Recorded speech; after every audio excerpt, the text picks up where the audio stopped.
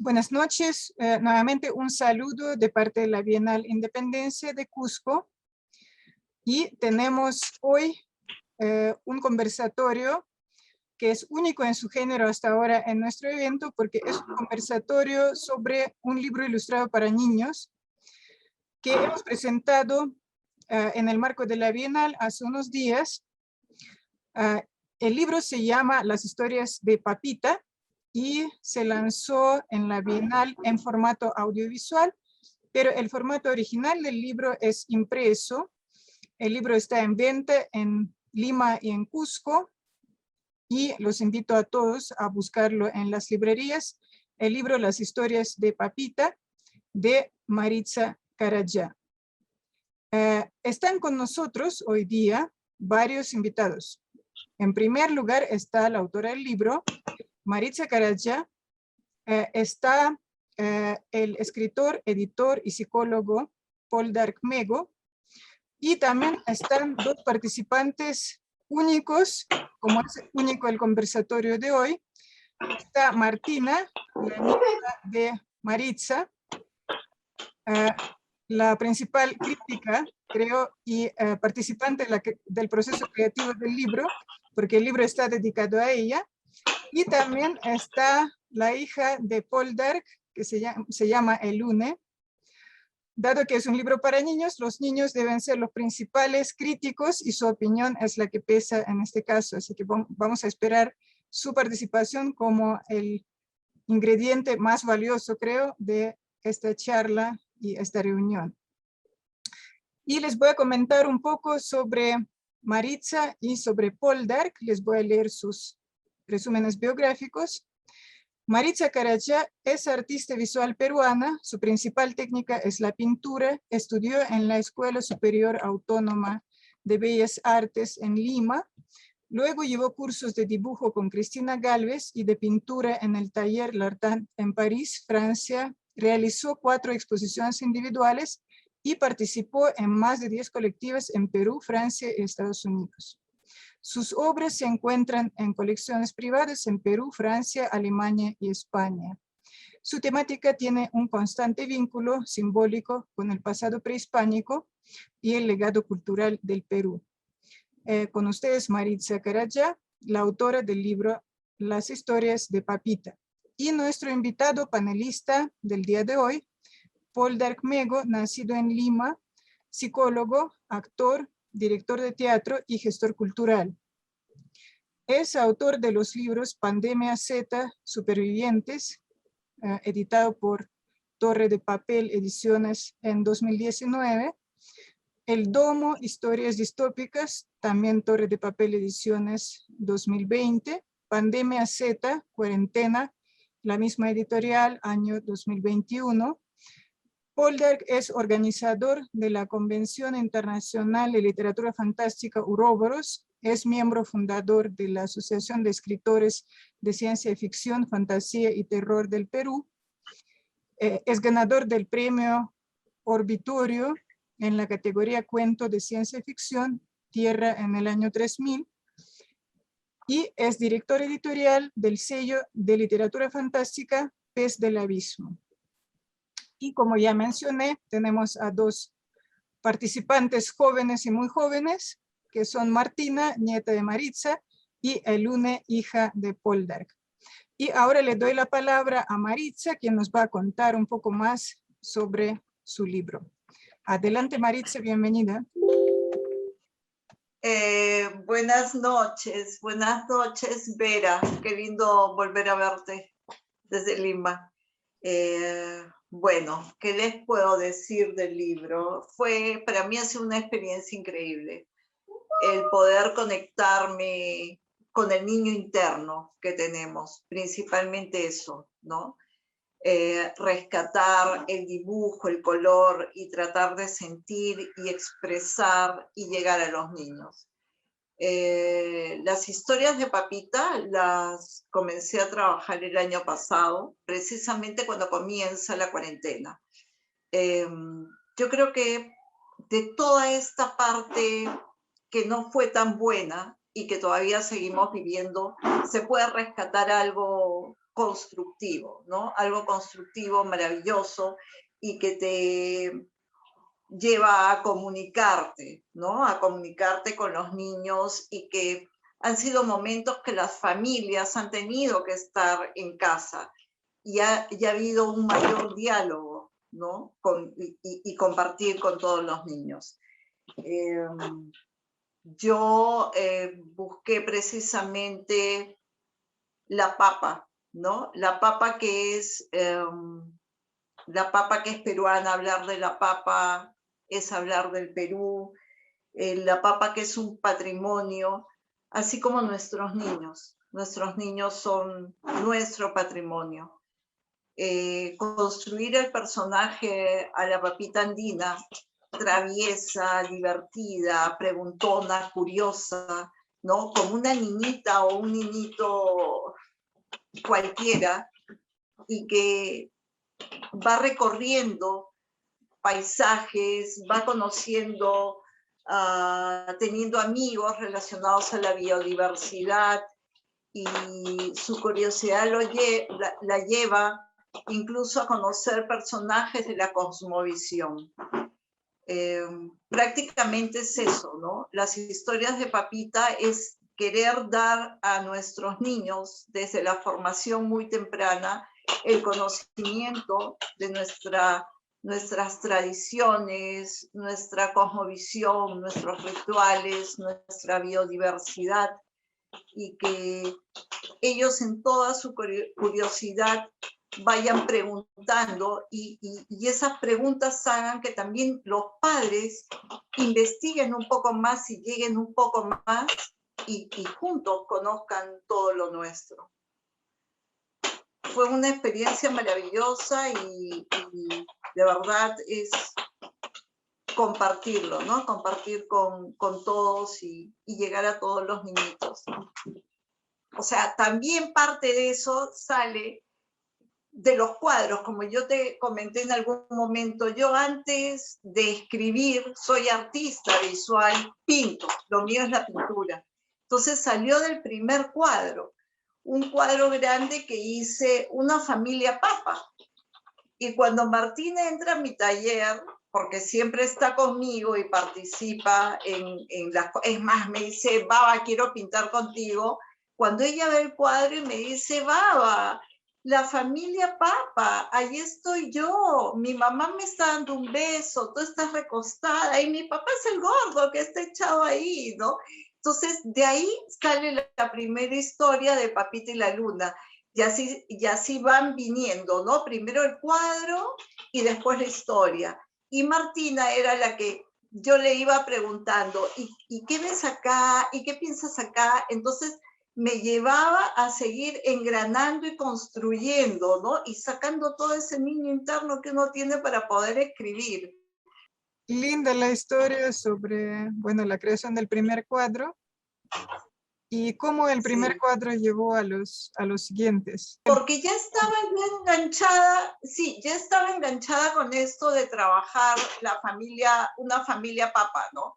Entonces seguía yo esto que comienzas a bocetear y sigues con los dibujos, y comienza la investigación, ¿no? Sobre las diferentes especies de papa, porque no podía ser solo una papita, ¿no? La papita amarilla, que es la primera que comienza la historia, sino son 4.000 especies de papas, ¿no? Entonces, el querer buscar a más personajes, y de repente después de esa ya viene la que es Guinda Gaspar, porque me sedujo mucho ver la papa, Guinda Gaspar, que parecía, no sé, un gordito bonito con los ojitos. Es que todas las papitas te transmiten una ternura, ¿no? Cuando tú las ves y te están mirando. Entonces ya era un diálogo entre las papas y yo, entre seguir investigando, y cada vez aparecían más, y buscaba cada uno en un personaje. Tomasa era la abuela, ¿no? La papa rosada era Rosa Hada, y cada una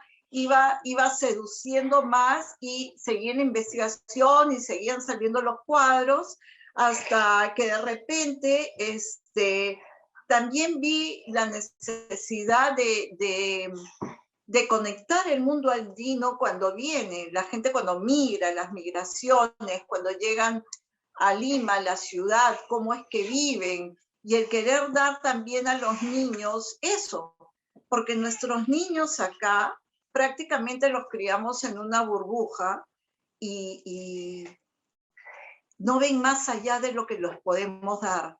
Y eso también es lo que yo busco en este tipo de historias, que ellos conozcan más allá, que su mundo no es solo el de la casa y el poder ir a comprar el juguete clasificado, darles eso. Los niños cuando vienen con los padres delante, enseñarle a Martina cómo es que viven, ¿no? Que el mundo no es igual para todos. Entonces, ahí es que sale también ese personaje de Papita, Guinda, Gaspar y Orfeo, ¿no? Cuando ellos tienen que vivir en los cerros, ya no tienen la vegetación, no tienen el campo, no tienen las lluvias, no, ya se perdió el verde, y vivir en medio del polvo, sin los servicios básicos, con muchas necesidades, y tener que subir a las casitas, ¿no? Y recorrer todo eso. Entonces ahí es una historia que yo la compartí antes de publicar el libro con amigas que tienen, amigas mucho menores que yo, que tienen hijitos, que tienen niños, y todas coincidían con que esa historia les daba mucha pena a los niñitos, a sus hijos, el saber que ellos, que Carpita, que Papita, Orfeo y Carpita no podían volver porque no habían cultivos, y que todo se iba poniendo gris, se iba oscureciendo. Carpita, que era el pomponcito que le teje, le hace la mamá a Papita cuando era un brotecito, perdía los colores porque iba empolvándose, ¿no? Empolvándose de la tierra, del gris, de la tristeza, de la nostalgia de no poder volver, ¿no? Y tener que adaptarse a esta nueva vida, y que la ciudad, que como es Lima, que afecta a tantos, poco a poco fue tragándoselos como un dragón, ¿no? Y se van opacando. Esa es una historia que creo que busqué ahí en eso, ¿no? Reflejar la migración que muchas veces nosotros no la queremos ver, ¿no? Cómo es la realidad y cómo es que viven, ¿no? Y todo lo que pasa al migrante. También el tema de el valor, revalorar lo que son nuestras costumbres, hasta los ritos que hay alrededor del cultivo y la cosecha, revalorar al campesino, porque la papa está en nuestras mesas gracias a los campesinos, va de la mano de los campesinos. Entonces, las historias de Papita han sido eso, ¿no? Estampas que vienen a través de cuadros que te transmiten ese diálogo, los cuadros que cuentan esas historias, y que es necesario que los niños vean, ¿no? Que los niños conozcan, que es parte nuestra, parte fundamental de nuestra vida, ¿no? Y de todo lo que es nuestro complemento. Gracias, Maritza. Yo pienso que Paul Dark ahora podría comentarnos un poco sus pensamientos que le han venido después de leer este libro, y también quizás participe el lunes, si quiere. Ya está, saluda. Hola, muy bien. ¿Qué te pareció el libro? Sale bonito. ¿Te gustaron las historias de Papita? Sí, muy bien. ¿Te acuerdas de alguna? Sí. A ver, ¿cómo cuál? Es que no me acuerdo. No te acuerdas. Ay. ¿Te acuerdas la que contamos ayer del sapo José? Que trae la lluvia, ¿no? Sí. ¿Y por qué es importante? ¿Por qué es importante el agua para las plantas? Porque así sobreviven. Porque así sobreviven, muy bien. ¿Te gustaron los dibujos del libro? Sí. A ver, ¿cuál es tu favorito? La papa. La papa. Sí, porque me gusta comerla. ¿Te gusta comer papa? Ah, qué bueno, qué bueno. Mira sus manchas marrones. Sus manchas marrones, así es. Ella, mira, ella ha escrito y dibujado cada página del libro. Ella es Maritza, salúdala. Hola. Hola. Bien, está Hola, bien. papita. Hola, Matilda. Es una papita. Hola. ¡Qué bonito! ¡Oye, lo bonito! Bueno, es así con los niños. Así que ahora voy a pasar en todo caso a mi opinión, ¿de acuerdo? Mientras ella sigue pintando. Ahí está. Bien, bueno, el libro, como en su momento conversaba con Maritza en una presentación que tuvimos anterior a esta, creo que tiene muchas virtudes, ya que tiene historias aisladas que funcionan como en un conjunto, en una misma columna vertebral, ¿no?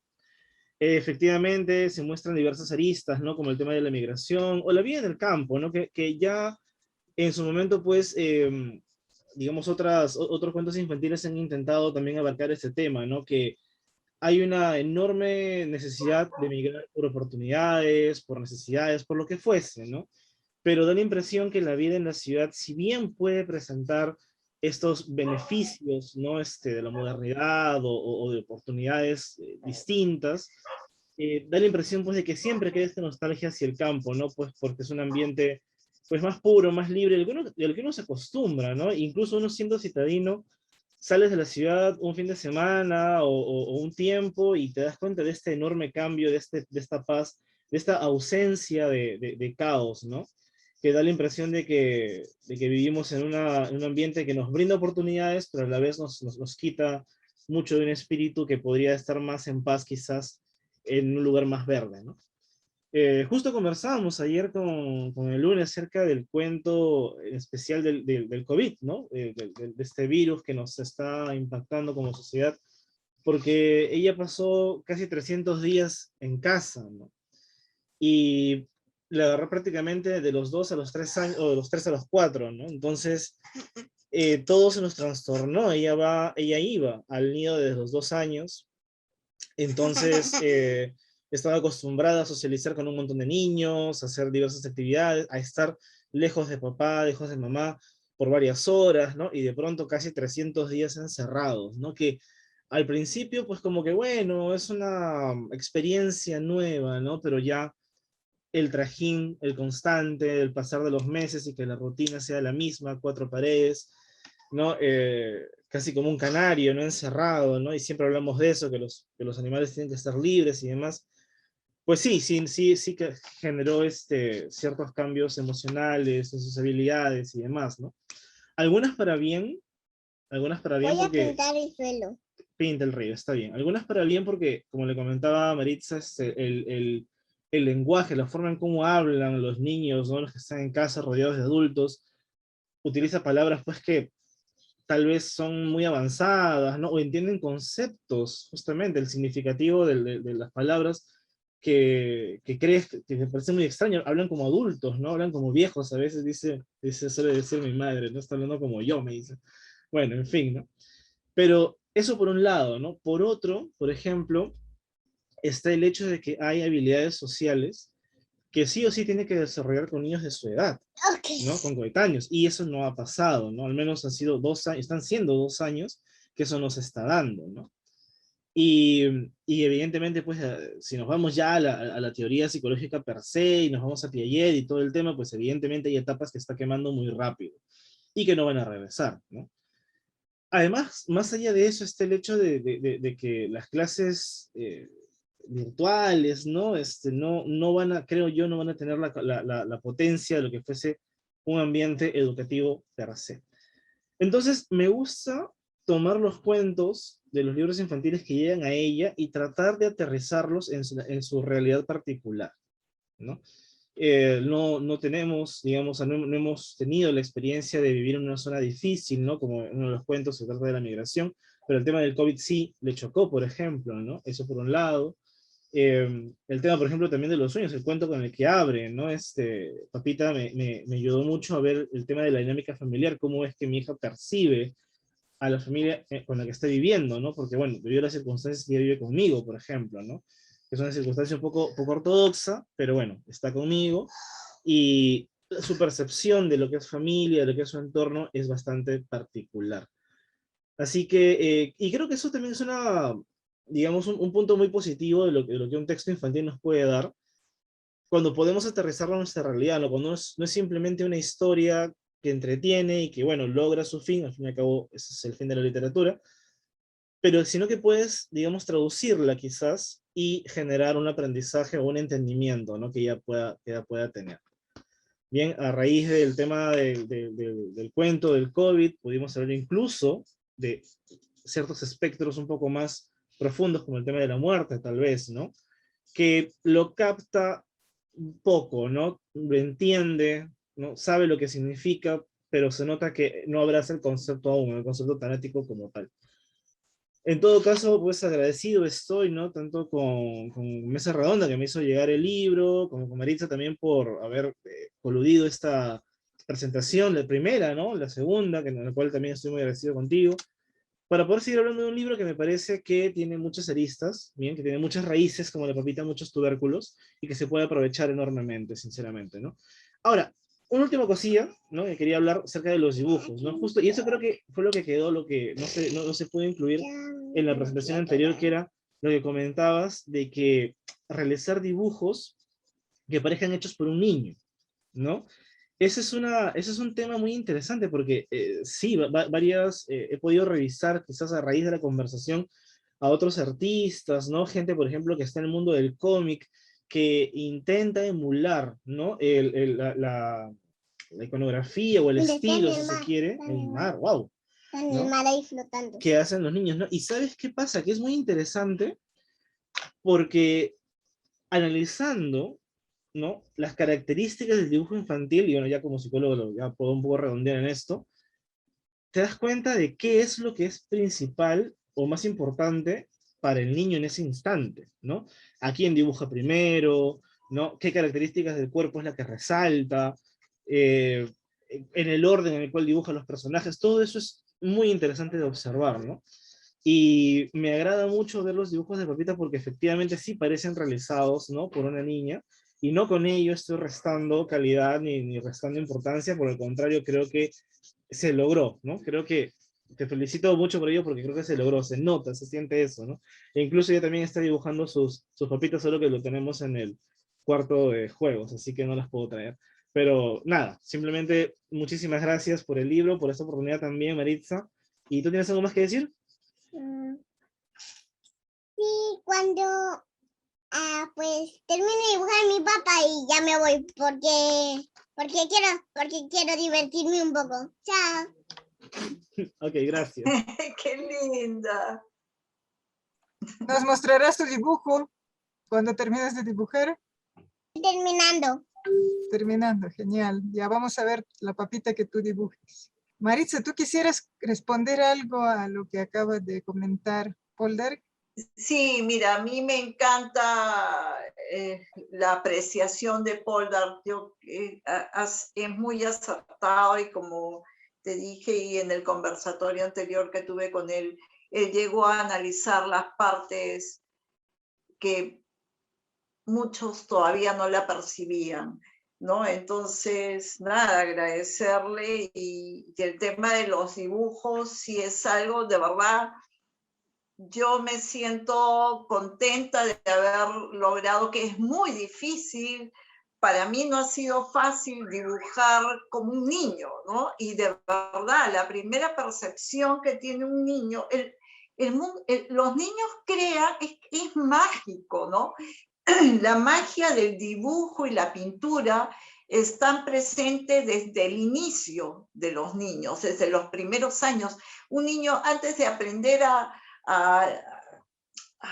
escribir incluso hasta caminar, tú le das a un niño un crayón, un lápiz y ya está haciendo formas, ya está expresando, ya está dando muchísimo. Entonces, para mí, yo creo que un niño es artista innato y comunica con el dibujo. Entonces, el haber logrado esa inocencia del dibujo, de línea dibujada, desdibujada, de poner esos colores intensos y que capte la atención del niño, para mí eso ha sido muy, muy importante, ¿no? Porque son cuadros que están contando la historia y el niño se va primero a ver el cuadro, el dibujo, el color y la forma.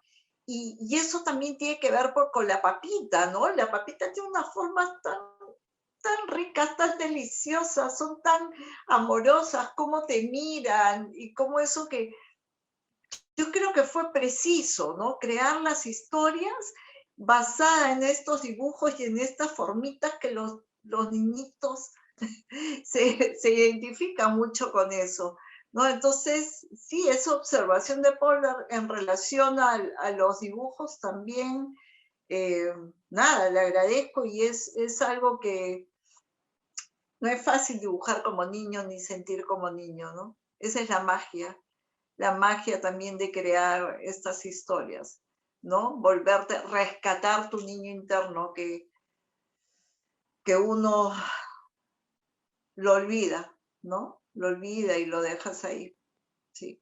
Polder, yo quisiera, justo enlazando con lo que acaba de decir Maritza, hacerte una pregunta como a psicólogo, porque yo veo que por el hecho de tener a tu hija y tenerla tan cerca todo el tiempo, ahora en los tiempos de todavía no terminada la cuarentena, estás incursionando en los temas de la psicología infantil. Entonces, bueno, aquí quisiera recalcar el rol del arte, del que estaba hablando Maritza, en la formación y sobre todo la formación temprana de los niños, porque ahora hay un gran debate acerca de implementar más cursos de arte en la educación escolar y quizás preescolar también, que podría ser muy importante. ¿Qué podrías decir a favor de esta idea que pienso que en algún momento va a prosperar y va a traer frutos? Bueno, a ver, vamos por partes, ¿no? Primero, evidentemente, los niños siempre van a aprender mejor cuando algo les gusta. Entonces, siempre es tirar por el hilo de la madeja de lo que a ellos les agrada, ¿no? Si los niños empiezan a preguntar por los planetas y que la luna y esto, entonces va a estar con más predisposición a aprender, ¿no? Sobre todo lo que es el universo. Si preguntan por los dinosaurios, entonces es por ahí, ¿no? Entonces creo que al menos en los primeros años, la educación tiene que ir por donde las necesidades del niño apuntan, ¿no? Si empieza más con las témperas, va más a la pintura. Si va con la música, por lo mismo, ¿no? Entonces, porque eso va a facilitar, ¿no? Es lo que su deseo, ¿no? Evidentemente, los niños hacer esponjas pueden hacer 50 actividades a la vez, si se quiere, por así decirlo, ¿no? Pero a lo que voy es que la educación no puede ser muy parametrada, bien en ese sentido. Ahora, viendo por ahí, un poquito, si se quiere, a cierto punto, como cierto experimento, sí experimento con mi hija todos los días, eso es cierto, ¿no? O sea, ya que estamos aquí en casa, trabajo en casa, las clases terminan muy pronto, entonces, ¿qué hacemos el resto del día, no? Entonces ya el tema de salir al parque se vuelve prácticamente parte de la rutina, pero hay juego libre que tenemos que implementar. Entonces, el juego libre, evidentemente, es una experimentación en la cual ella elige los juguetes, elige la dinámica, usualmente siempre es comida, no sé por qué motivo. Siempre quiere cocinar, siempre quiere comer, ¿no? Una cosa así.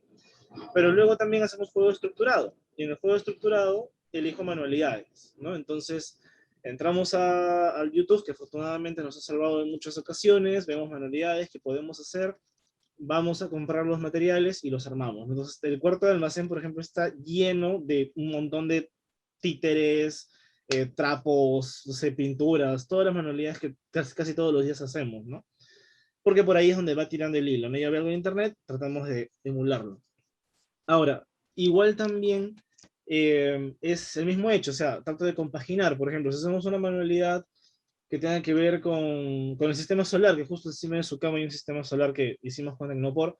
Entonces todos los días trato de, o bueno, cuando puedo, reforzar, ¿no? Cómo se llama este planeta, cómo se llama el otro, ¿no? Etcétera, etcétera. Porque digamos que ya le gustó, entonces es más fácil tirar por ahí. Ahora, de todas maneras, al menos en la currícula que tenemos educativa, hay cursos que nunca debieron desaparecer, ¿no? O tal vez fueron mal estructurados, ¿no? No leer, por ejemplo, que en la currícula existen temas como filosofía, en realidad, pues sí, es algo lamentable, ¿no? Porque la filosofía en los colegios, al menos en los que he podido trabajar, pues sí, efectivamente se enseñaba de una forma muy estructurada, más memorística, y no es, ese no es el punto, ¿no? La filosofía es el arte de pensar, es el arte de rumiar una idea hasta extraer nuevas conclusiones, ¿no? Entonces, creo que es el enfoque, o sea, no está mal que, o sea, está mal que hayan retirado filosofía, pero cuando la tuvieron no supieron bailar con ella, ¿me entiendes? Entonces, creo que también es el hecho de cómo es que nos acercamos a ciertos cursos, ¿no? Ahora bien, creo que aparte de arte debería haber cursos más prácticos también, ¿no? O sea, yo he tenido la suerte de ser creo que de las últimas generaciones que tuvimos taller de carpintería, por ejemplo, ¿no? Taller de electricidad, por ejemplo, ¿no? Eso ya no lo veo en ningún lado. Entonces, da la impresión de que últimamente el conocimiento se ha convertido en eso, en datos, en simple data para almacenarla, postular a la universidad y entrar, ¿no? Y en la universidad seguir acumulando más data, pero perdemos muchas aristas de nuestro prisma que somos, ¿no? Del caleidoscopio que somos como humanos, con todas las habilidades que tenemos, ¿no? Artísticas, teatro, danza, como digo, ¿no? Algún taller técnico, ¿no? Por último, ¿no? O sea, terminamos la universidad y muchos adultos no saben ni freír un huevo, ¿no? Y eso es un poquito triste, ¿no? Si se quiere. Entonces, creo que tenemos que ver un tema más integral en toda nuestra educación, ¿no? Y al menos el tiempo que está con ella, hasta que no regrese a clases, pues voy a seguir experimentando algunas cosillas, ¿no? Vamos a ver qué sale ya que regresemos a la presencialidad. Estamos esperando el dibujo.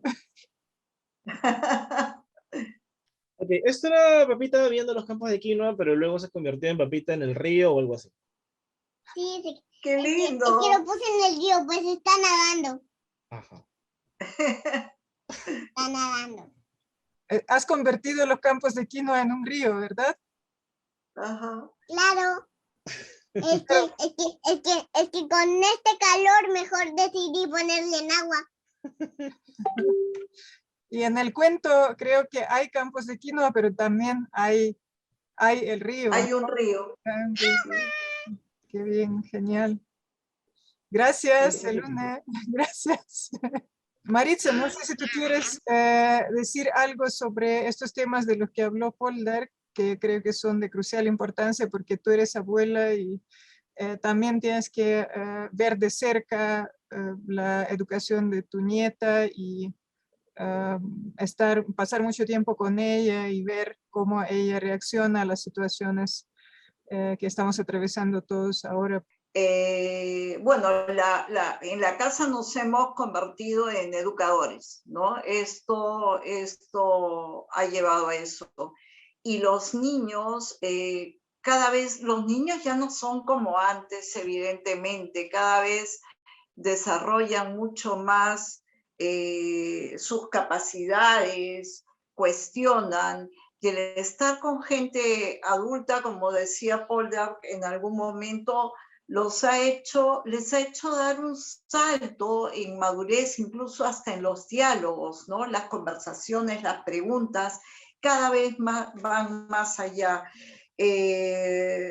Acá con Martina, bueno, procuramos no darle mucha televisión, no nos gusta que se involucre tanto con la televisión, más bien, como te comentaba, ella para mucho acá en mi taller, me acompaña a pintar, leemos cuentos, leemos historias, millones de preguntas que hace, ¿no? Bueno, aparte que recibe estímulos, aparte, como las clases de taekwondo, las clases de piano, y bueno, constantemente lo que es el dibujo y la pintura conmigo. Yo creo que tenemos una responsabilidad enorme, pero también ha sido muy buena porque hemos compartido más con ellos, ¿no? la vida en estos 2 años cambió tremendamente y yo creo que, como te decía, lo malo también ha traído algo bueno, ¿no? La convivencia, la formación, el acercamiento, la sensibilidad. Y ¿sabes qué? En el caso de Martina, porque ella llega momentos que se aburre, porque evidentemente no está con niños, ¿no? Entonces ya como que se cansa de algo y quiere, y también se han vuelto más demandantes de exigir la presencia, ¿no? de los que vivimos con ellos, ya como que todo el tiempo quieren estar acompañados. Entonces, ¿yo qué hago con Martina? Que es un poco lo que yo narro en la primera historia, ¿no? Que la imaginación te lleva a muchos lugares. Entonces, hay veces le digo a Martina, pero ¿por qué no tienes una amiga o un amigo imaginario? Y Martina me queda mirando como, ¿de qué me estás hablando? Le digo, pero es tan fácil, Martina, para que no te aburras, porque todo el tiempo no puede estar ni la mamá ni el papá, porque todos estamos haciendo cosas también.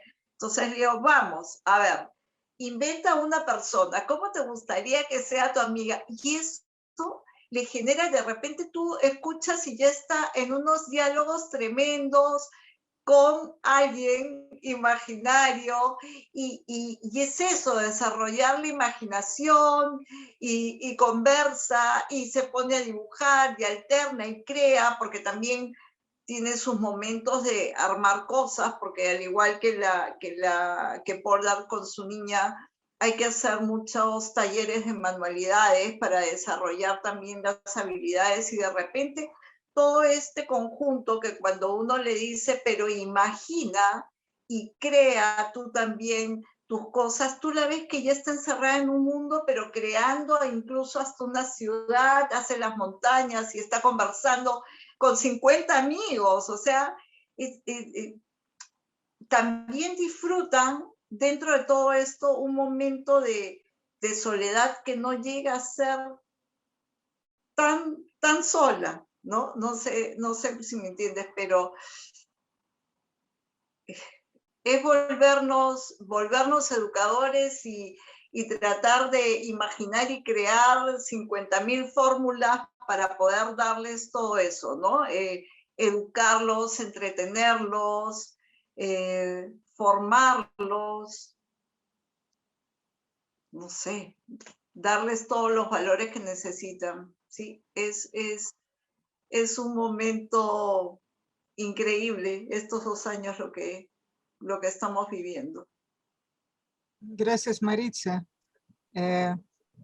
Hablando de los amigos imaginarios, la literatura infantil abunda en los casos de niños acompañados de sus amigos imaginarios. Es uno de los argumentos más comunes, porque probablemente fue inspirado en casos reales que, bueno, los niños suelen imaginar estando solos, sobre todo no teniendo mucha compañía, suelen inventar amigos con los que tienen confianza y que les llenan ese vacío de comunicación, de afecto. Por un lado, creo que es un caso bastante triste. Eso quiere decir que probablemente hay algunas carencias, ¿no? Y en la situación como la situación de la pandemia es bastante obvio que se ha formado este tipo de figuras, ¿ya?, psicológicas. Pero por otro lado, es un mecanismo que ayuda a los niños y luego les ayuda, creo, también cuando crecen, se vuelven grandes y llegan a la edad adulta, a lidiar a remediar de alguna manera algunas carencias, algunos problemas del mundo real en el que tienen que insertarse. Bueno, el arte y la literatura pueden ayudarles mucho en eso y por eso un poco vuelvo de nuevo a este tema. Yo siempre he sido de la opinión que el arte es necesario en la vida de las personas que no necesariamente son o van a ser artistas en el futuro. es necesario tanta apreciación, la apreciación artística, es decir, hay que mostrar el arte a los niños y explicar de qué se trata para que aprendan a valorarlo y aprendan a entenderlo, porque normalmente se valora lo que es cercano y lo que se conoce bien, ¿no? Entonces, si no conocen, si no tienen imágenes delante de sus ojos, nunca van a interesarse, nunca van a querer profundizar. Entonces, en la infancia es importante ponerle simplemente las imágenes, el arte delante de los ojos y hacerlos leer y hacerlos crear sus propios argumentos y crear su propio arte, por más que eso después no va a ser nunca su profesión, su fuente de ingresos, ¿no? Su carrera profesional, pero es necesario como un ingrediente básico de la calidad de vida humana de cada persona, creo, independientemente del lugar de su residencia, de su clase social, porque creo que es un beneficio bastante accesible, aunque bueno, sabemos que el acceso a la cultura no es igual para todos, pero bueno, hay intentos de universalizar este acceso o al menos ampliarlo. Maritza, Polda, ¿qué quisieran decir sobre eso? Ya, sobre ese tema sí hay mucho que hablar, ¿no? O sea, sobre todo o sea, en dos puntos, ¿bien? El primero es que lo que tú mencionas es muy cierto. Que un niño de adulto no se dedique al arte no implica que el arte no sea neurálgico en su desarrollo, ¿no? Es decir, por ejemplo, yo he visto, ¿no? En los grados primarios de colegios privados en los cuales he podido trabajar, que el teatro ha generado, ha potenciado, ¿no? Muchas áreas de jóvenes que, por ejemplo, eran tímidos o tenían, ¿no? Habilidades sociales que tenían que desarrollar, etcétera, etcétera. Y dime. Esta lo editas, ya que está con sus dinosaurios aquí del local. Es que mira, cuando primero empecé el pteranodón, luego siguió el ¿cómo se llama? El velociraptor, pues hacia la segunda roja y también era velociraptor. 2 velociraptor. Ajá. Después lo voy a revisar, ¿ya? Ok, No es bueno. bastante Listo. raro. Retomando, ¿no? Y para cerrar esta idea. Así que regresamos al mismo germen, ¿no? El hecho de que el arte es necesario en todas sus expresiones, ¿no? Para la complementación humana en este caso. Ahora, con el tema del acceso a la cultura, sí, efectivamente, estamos... Es una realidad muy paralela, ¿no? Porque conversas con amigos de México, conversas con amigos de España, de Alemania, ¿no? De Alemania incluso, ¿no? Y siempre escuchas una especie de muletilla constante en la que te dicen, no, la cultura es la última rueda, la cultura ha sido sacrificado y no sé qué, que en la pandemia la cultura ha sido dejada de lado, etcétera, etcétera, etcétera. Siempre la cultura es como que el invitado feo de la fiesta, ¿no? Le quieres poner un costado y que nadie lo vea. Es raro, sinceramente, ¿no? Y es más raro cuando ese discurso viene de gente que vive en países donde tú asumes que es más institucionalizado el tema de la cultura. En fin, en nuestra realidad, ya sentando las bases, no, aterrizando la idea, el problema que tenemos es que la cultura se entiende como, en muchos casos, al menos en los estratos más bajos, como que la cultura es algo que pertenece a estratos sociales altos y que no pertenece a todo, no puede ser masificado, no puede ser masificado.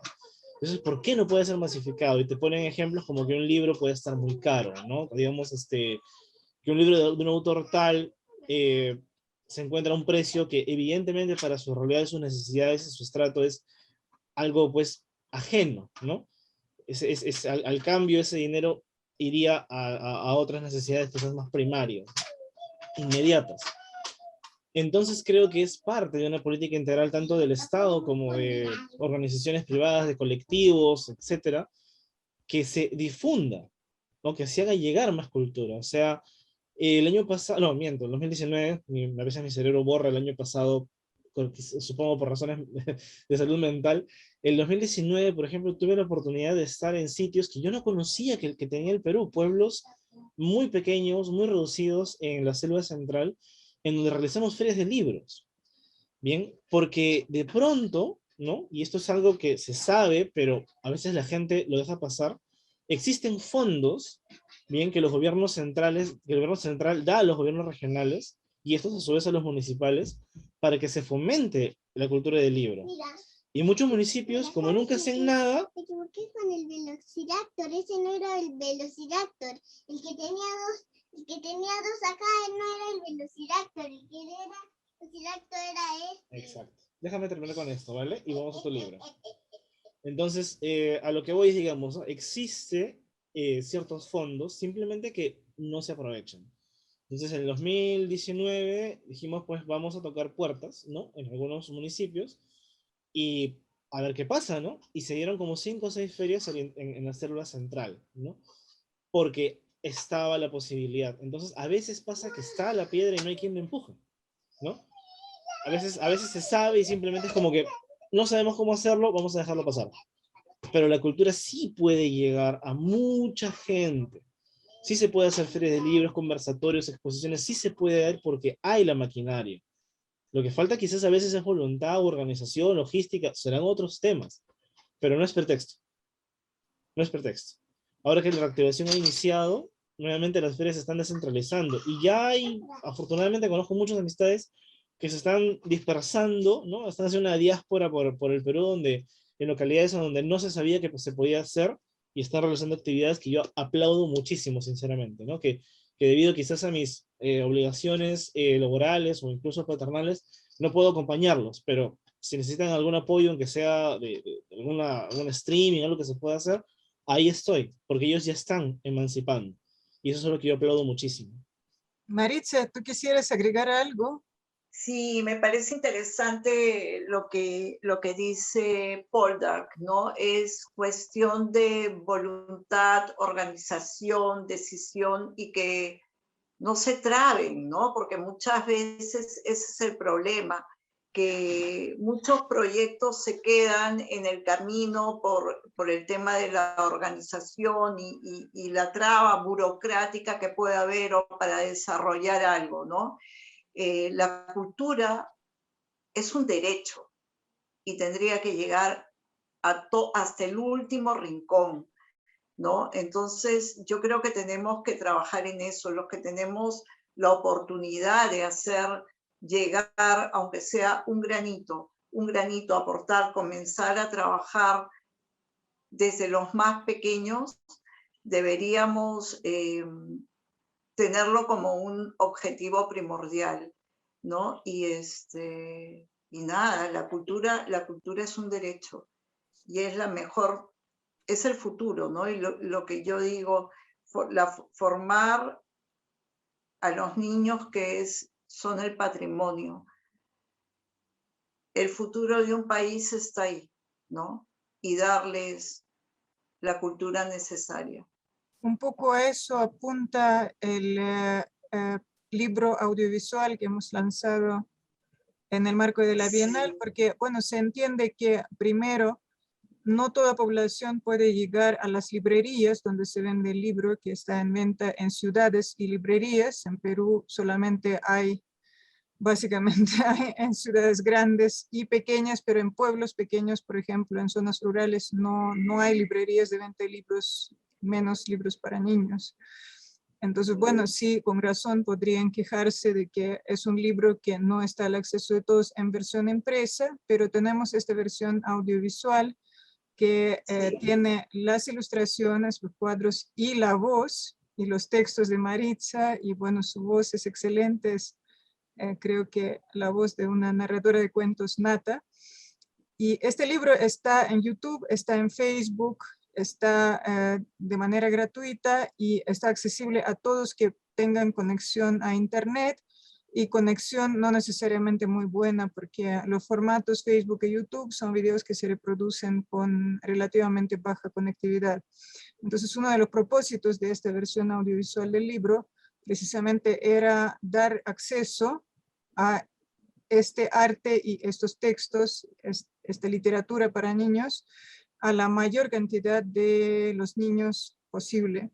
Y espero que, si no hemos logrado eso hasta ahora, porque la versión audiovisual se publicó hace pocos días, bueno, todos los que están escuchando este conversatorio, por favor, compartan el libro. El link está en la página web de la Bienal y en el Facebook de la Bienal. Y a cuantos más niños llegue, mejor, porque, bueno, es un experimento que ojalá sea repetido, replicado y multiplicado. Ha quedado súper bien. Yo de verdad agradezco el aporte de la Bienal con este libro, porque Papita nació para eso, y creo que te lo comenté cuando yo comencé a escribir este libro, a pintar y todo esto, y envío el proyecto a UNESCO. Precisamente era eso, ¿no? Para generar ayuda también, ¿no? De alguna manera, ¿no? Que en lo que transcurra del desarrollo de este libro y los que venga, va a haber una parte que se va, la descarga del libro va a ser para ayuda a los albergues, como pudimos compartir ese día de la presentación con los niños de estos albergues de la beneficencia de Cusco, ¿no?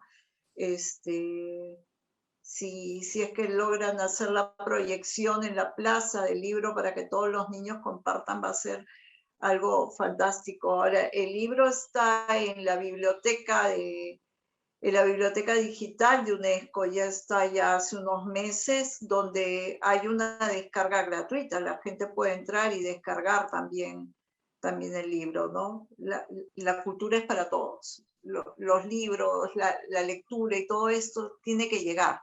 Y las historias de Papita están creadas para eso, para llegar a todos. Ahora, bueno, nuestra oyente, Laura Bracamonte, parte de la organización de la Bienal de Cusco, quisiera hacer una pregunta. Me avisó que quería también participar en la conversación. Adelante, Laurita. Muchas gracias. Buenas noches y todas mis felicitaciones, Maritza. Destacar tu sensibilidad, tu labor. Parece que esto ha sido bastante bien pensado, elaborado, y bueno, con todos los cuidados que estoy percibiendo que tú, digamos, sigues, ¿no? Y agradecer también a Poldar sus comentarios tan acertados, ¿no? Enfoques técnicos y profesionales apropiados a esta bienvenidos en esta presentación. Yo solo tengo una curiosidad. Ya sabemos que están en versiones, están en YouTube, en fin, toda esta parte técnica audiovisual está bastante bien, bien prevista. ¿Y qué hay del teatro? ¿Has pensado en ponerlo en manos de alguien para que pueda elaborar tal vez un guión o pueda hacer la presentación en teatro, teatralizarlo? Sería fantástico, de verdad, crear, mira, Papita se presta, es más, me han preguntado y me han dicho si es que en algún momento se va a hacer tipo animación, ¿no? Tipo los dibujos, o hacer un programa, porque realmente yo ahorita estoy incluso escribiendo ya el segundo libro de Papita, porque Papita va a recorrer el Perú, va a recorrer, yo por eso me fui un mes al Cusco. Yo he estado un mes entero investigando todo el tema de la papa, estando por las callecitas, tomando fotografías. Ya escribí la primera historia de Papita en Cusco, la abuela Tomasa, haciendo un tejido de cintura y lo que significa, y las papitas. O sea, hay para hacer mucho más, y de verdad que si se podría hacer esto, una recreación, representarlo en teatro o hacer algo animado para que los niños interactúen con Papita, ¿no? Y le hagan preguntas, y eso sería fantástico, de verdad que Papita puede generar todo un tema educativo y y una transferencia de saberes y conocimientos que involucran toda nuestra cosmovisión andina, los rituales, o sea, ¿sabes qué? Sería maravilloso, sería maravilloso. A mí me encantaría que se haga todo eso. Estoy segura que más de un interesado va a haber en teatralizar esta obra. Y te deseo muchos éxitos en la segunda parte, en la parte que viene. También bastante fuerza, y sé que es un trabajo bastante laborioso, ¿no? Y queda mucho por delante, en realidad, para poder... Sí, te agradezco. Sí, y es un trabajo con mucho amor, de verdad, con mucho amor, le he puesto mucho amor, muchas ganas.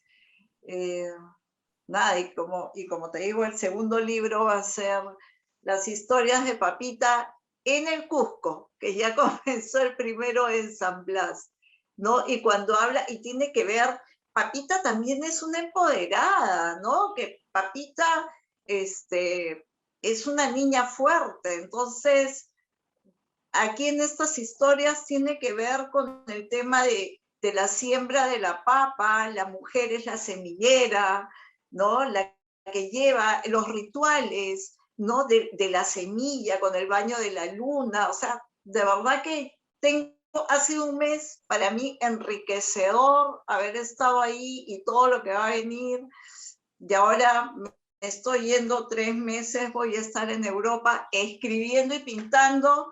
Regreso en febrero con la nueva Papita. Bueno, te deseo muchísima suerte, agradezco un montón. ¿Has participado alguna vez en la cosecha? O sea, ¿tú has hecho cosecha de papa? ¿Has hecho el trabajo de la cosecha? ¿Todavía? Eso es lo que me ha faltado todavía, pero yo regreso... Es apasionante. Sí, me imagino que sí. Es lo que quiero. Yo regreso en marzo o abril, voy a regresar al Cusco, voy a estar un mes también, así que a ver qué más, un mes o 2 meses, lo que pueda, porque me faltan muchas cosas más. Quiero que de verdad sean libros muy fundamentados y para dar a los niños toda la maravilla, la riqueza que tenemos, ¿no? Y es más, si Papita conoce a más de la diversidad, va a haber una historia de Papita y el chuño, cómo va a ser, Papita conoce a la boca, o sea, hay muchas cosas y de verdad, darle todo eso a los niños va a ser una maravilla. Son profundidades maravillosas. Muchas gracias, Maritza.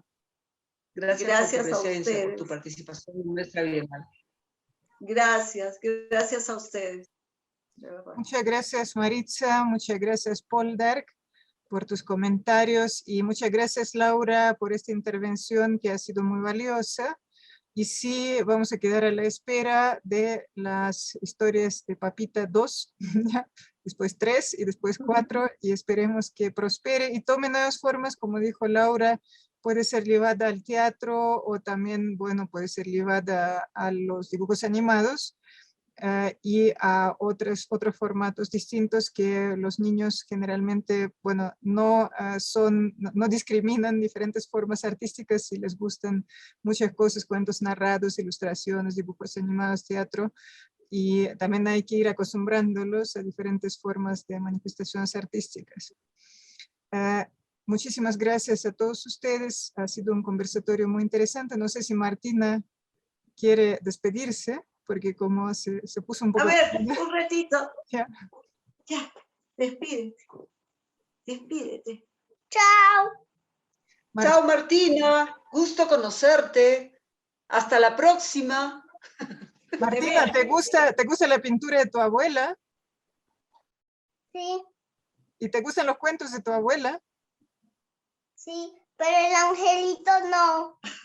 El angelito. El angelito parece un payaso. Es que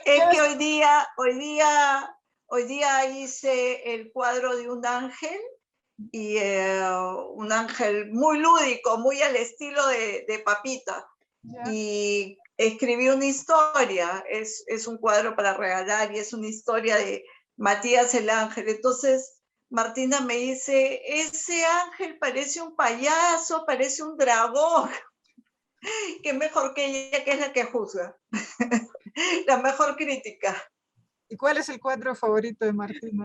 Ah, ¿Cuál es el cuadro el de la familia Papa. El de la familia Papa. Ese le encanta, fue el primero el que la cautivó y el que llevó a hacer todas estas historias, ¿no? Que les conté cuando ella entró y vio, ¡ah! Esa es la familia, ya estoy yo, ahí estás tú, mi mamá y todo, la familia Papa, ese cuadro es su favorito. Una pequeña sugerencia que seguramente ya lo tienes previsto, Maritza, es traducirlo al quechua. Sí, estoy en eso. Quiero ver un traductor. Sería genial y que lleguen los libros. Sí. Traducirlo al quechua sería. He comenzado mal. Ya lo están traduciendo al francés. No, ha comenzado, pero sí, al quechua. Porque uno de los canales de difusión y de promoción es justamente en estas comunidades que tú debes estar ya probablemente contactando o empezando a conocer, ¿no? Que en Cusco y bueno, y en otras ciudades andinas del Perú hay, pero muchísimas, ¿no? Y es allí donde los niños realmente aprecian, ¿no? Aprecian esa presencia de las historias, de los personajes, ¿no? Y compartir y se sienten muy felices con esos trabajos. Así que muchas gracias por pensar en ello. Gracias, sí, pues esa va a ser mi vuelta al Cusco el próximo año. De todas maneras, o sea, trabajar con esos niños, con comunidades. Hay tanto por hacer. Suerte con todo. Muchas gracias. Gracias, de corazón. Muchas gracias a todos. Como ya dije, el libro audiovisual, Las historias de Papita, está en la página web de la Bienal, https, bienaldecusco.art. Ahí pueden encontrar el proyecto artístico de Maritza y dentro del proyecto artístico está el video. Y también lo pueden buscar en nuestro Facebook, Independencia Bienal de Arte de Cusco, está al acceso libre en esas dos modalidades. Entonces, bueno, esperamos que sea un comienzo de un trabajo mayor que va a llegar a tener segunda parte, tercera parte, etcétera, pero es un excelente comienzo. Y bueno, nos despedimos hasta el próximo encuentro en nuestros conversatorios. Hasta luego. Hasta luego. Adiós. Gracias. Hasta luego. Hasta luego. Gracias. Muchas gracias. Hasta luego, gracias.